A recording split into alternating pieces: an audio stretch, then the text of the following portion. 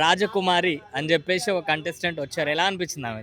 అన్న నిజంగా మట్టిలో మాణిక్యం లాగా తను తన ఇన్స్టాగ్రామ్లో నేను ఫాలో అవుతున్నా మొన్న నుంచి. అరే తన వీడియోస్ కూడా చాలా బాగున్నాయి అన్న వాస్తవం అంటే.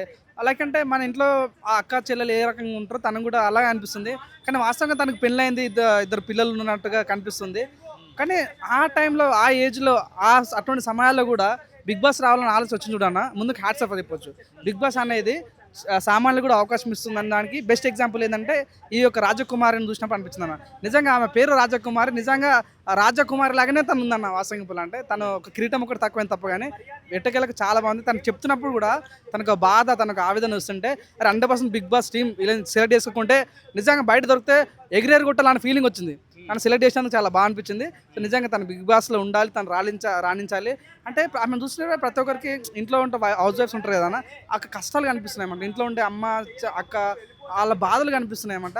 అట్లాంటి వ్యక్తికి సక్సెస్ వస్తే, ఇట్లాంటి వ్యక్తుల స్టోరీ పెట్టుకొని ఒక సినిమా తీస్తే సూపర్ హిట్ అవుతుంది అన్న. ఇలాంటి వాళ్ళని ఎందుకంటే సూపర్ హిట్ చేయాలి, మనం సూపర్ హిట్ చేయాలి, వీళ్ళకి ఓట్లు వేయాలి, ఇలా ఎంకరేజ్ చేయాలని అనిపించింది. 100% నేను బిగ్ బాస్లోకి వెళ్ళాలి, బిగ్ బాస్కి వెళ్ళి టాప్ 2 టాప్ 3 వరకు ఉండాలని మనస్ఫూర్తిగా ఒక సామాన్యుడిగా ఒక సామాన్యురాలుగా తనకు ఎంకరేజ్ చేస్తున్నాను. అంటే నవదీప్ గారు కూడా ఏడ్చారు ఆమె కథ విని. మీకు ఏడుపు వచ్చిందా?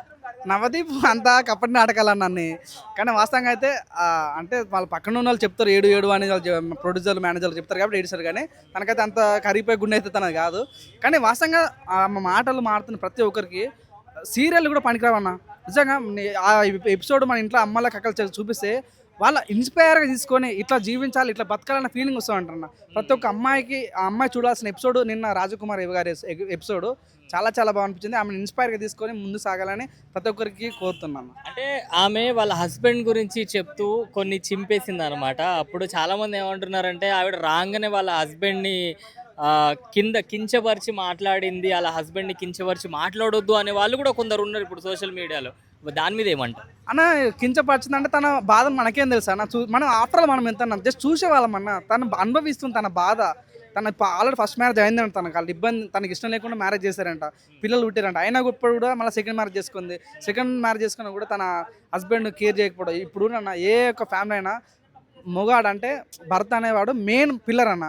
తనే సరిగా లేకుండా ఇల్లు ఎట్టు ఉంటుంది అన్న. సో తన అయినప్పుడు కూడా ఆ ఇల్లుని కట్టుకొని నిలబెట్టుకొని ఇంత స్థాయికి వచ్చిందంటే ఎంత కష్టపడి ఉంటుందన్న. తనకేమి పెద్ద పెద్ద సపోర్ట్ లేదు. అంతే చిన్న వ్యక్తి అంత వేదకి వచ్చిందంటే పాజిటివ్ చూడండి. దయచేసి ఎందుకు నెగిటివిటీ చేస్తారు? ఒక అమ్మాయి విషయంలో ఆ రకం నెగిటివ్ చేయడం కరెక్ట్ కాదు. నాకైతే తనను చూసినప్పుడు చాలా జెన్యున్ పర్సన్ అనిపించింది అన్న.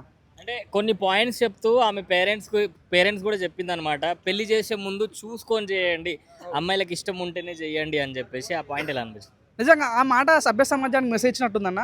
అంటే ఈ మధ్యలో ఏమైందంటే కొన్ని గౌరవాలకో లేకుంటే కులాలకు సంబంధించి అంటే పిల్లలకి ఇష్టం లేకుండా తల్లిదండ్రులు పెళ్లి చేస్తుంటారు. ఏ రకంగా నష్టపోతారు అనేదానికి తన బెస్ట్ ఎగ్జాంపుల్గా అనిపించింది. పెళ్లి చేసే ముందు అమ్మాయికి ఇష్టం ఉందా, అబ్బాయికి ఇష్టం ఉందా కనుక్కొని చేయడం అనేది తను చెప్తుంటే చాలా బాగా అనిపించింది.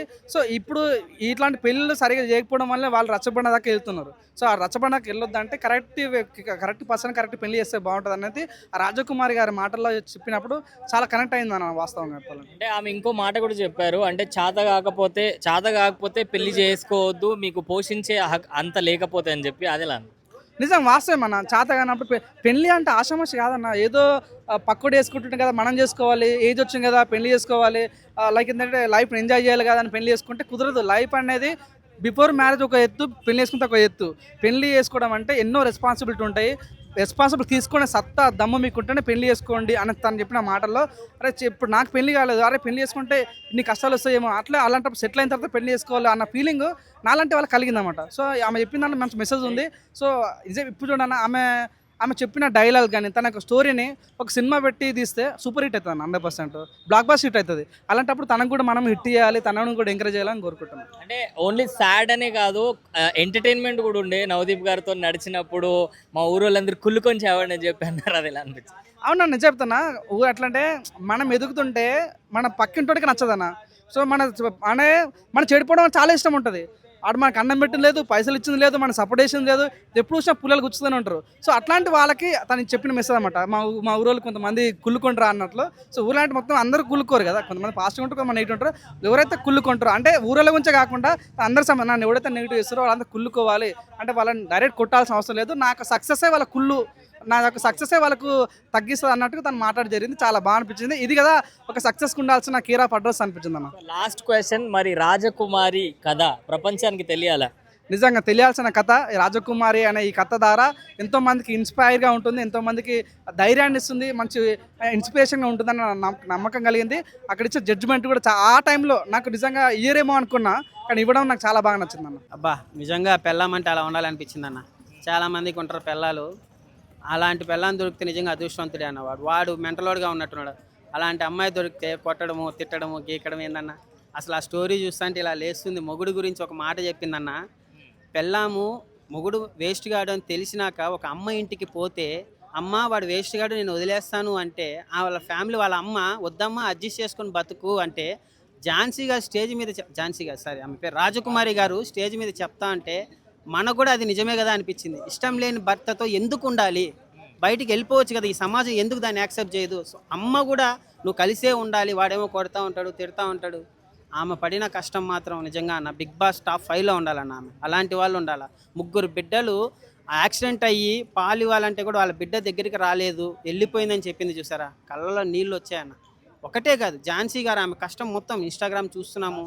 ఎక్కడి నుంచి వచ్చారు రాజకుమారి గారు ఎక్కడ స్టార్ట్ అయ్యారు, ఎక్కడి నుంచి వచ్చారు, ఇప్పుడు ఏ పొజిషన్లో ఉన్నారు. ఉప్పల్ బాలు విషయంలో నవదీప్ గారిని అందరూ తిడుతున్నారు, ఆయన జడ్జిమెంట్ రాంగు అని. రాజకుమారి విషయంలో ఆయన కంటతడి పెట్టుకున్నాడు. అలాంటి నవదీప్ని వీళ్ళు తిడుతున్నారు ఉప్పల్ బాలు విషయంలో. ఏడిపించింది నవదీప్నే ఏడిపించింది అంటే ఇంకా మనం ఎంత అన్నా. నేను కూడా ఏడ్చాను నిజంగా. రాజకుమారి గారు నిజంగా మీరు టాప్ 5లో ఉండాలి, బిగ్ బాస్లో మీరు డిజర్వ్ పర్సన్. అది మీ క్వశ్చన్స్ ఇంకేమన్నా? సో అంటే ఆమెకు హస్బెండ్ అని చెప్పేసి పేపర్లో రాసి ఇచ్చారు కదా, దాని మీద చాలా విషయాలు రాస్తారు, కానీ అందులో ఆవిడ కొన్ని విషయాలు చెప్పారు. ఆమె ఏం చెప్పారంటే, ఇలా పెళ్లి చేసుకొని పిల్లల్ని ఫ్యామిలీని చూసుకునే చేత కాకపోతే పెళ్లి చేసుకోవద్దని చెప్పి అన్నారు. సో మీరేమంటారు? అది 100% నిజమన్న. పెళ్లి చేసుకునేటప్పుడు పిల్లాన్ని పోషించే దమ్ము ఉంది, కొట్టకుండా తిట్టకుండా మీరు సాకే దమ్ము ఉన్నప్పుడే తాళి కట్టండి.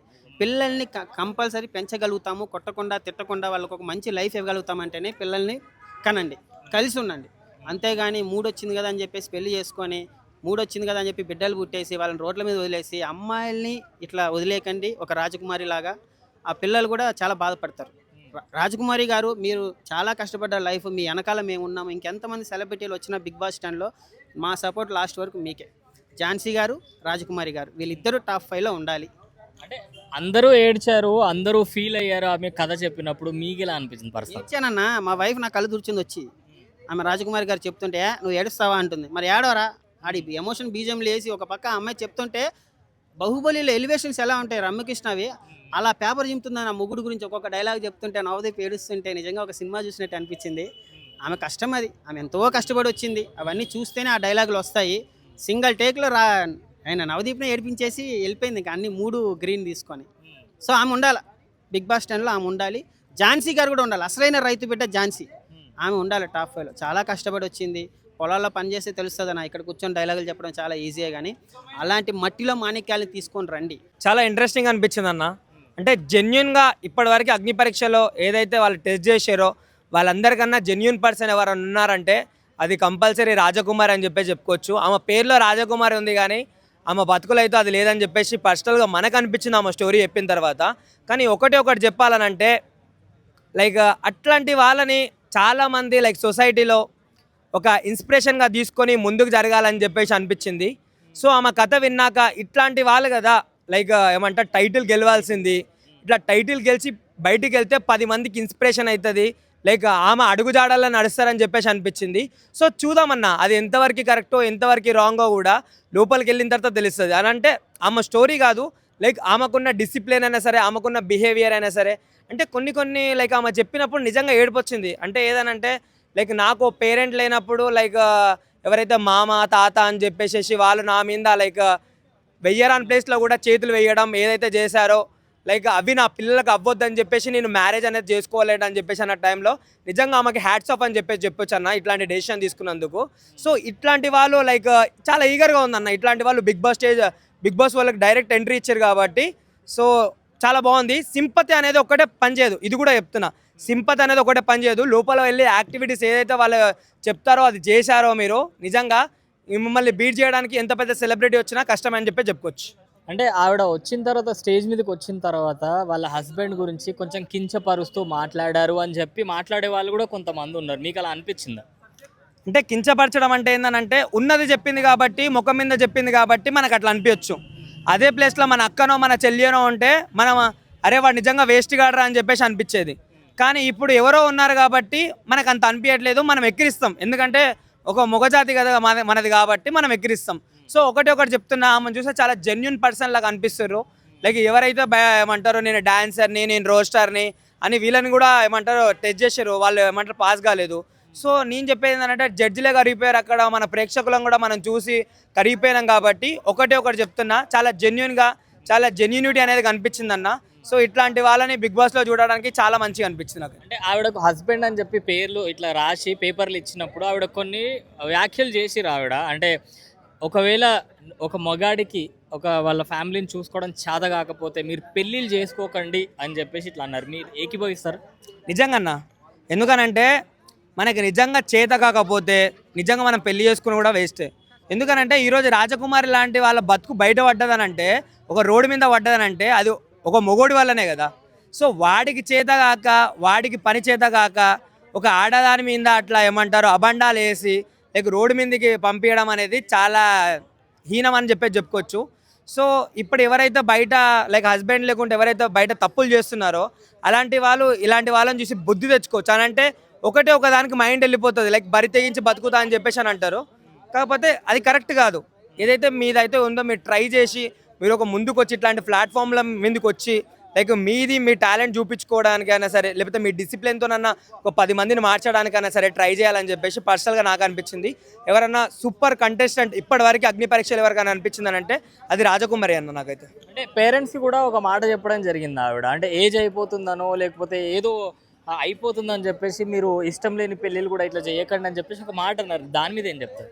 నిజంగా అంతే కదా. ఇప్పుడు చాలామంది పేరెంట్స్ కట్నాలు ఇవ్వలేక, లేకపోతే లవ్ మ్యారేజ్ చేసింది ఇప్పుడే మ్యారేజ్ వద్దని చెప్పేసి, లేకపోతే వీళ్ళే కొంచెం పోస్ట్ పోన్ చేసుకుంటే పెళ్లి దాకా వచ్చి ఒక సర్టన్ ఏజ్ పోయిన తర్వాత అసలు కాదు. ఆ టైంలో ఏం చేస్తారంటే హడావిడిగా సరే ఎవరినొకరిని చేసుకో బాబు, ఇంకా మీ ఏమంటారు ఏజ్ అనేది పెరిగే కొద్దీ ఇంక ఎవరు చేసుకోవడం అని చెప్పేసి కొన్ని రాంగ్ డెసిషన్ తీసుకుంటారు. అంటే ఒక కరెక్ట్ టైంలో కరెక్ట్ డెసిషన్ తీసుకుంటే రాంగ్ డెసిషన్ తీసుకుంటారు. ఆ రాంగ్ డెసిషన్ టోటల్ లైఫ్నే స్పాయిల్ చేస్తారని చెప్పేసి నాకు అనిపిస్తుంది అన్న. ఎందుకనంటే పెళ్ళి అనేది లైక్ ఒక పెద్ద బిగ్ థింగ్ అని చెప్పేసి నా పర్సనల్ ఒపీనియన్ అది. సో అది కరెక్ట్ ఉంటే, ఆ ప్లాట్ఫామ్ కరెక్ట్ ఉంటే లైక్ చచ్చే వారికి మొత్తం లైఫ్ మొత్తం కరెక్ట్ ఉంటుంది. సో అది కరెక్ట్ లేకపోతే లైక్ ఎప్పుడైనా ప్రాణం పోవచ్చు అని చెప్పేసి నాకు అనిపించింది. మీరేమంటారు? అంటే ఫైనల్ క్వశ్చన్, ఈ రాజకుమారి కథ ప్రపంచానికి తెలియాలంటారా? కంపల్సరీ తెలియాలి.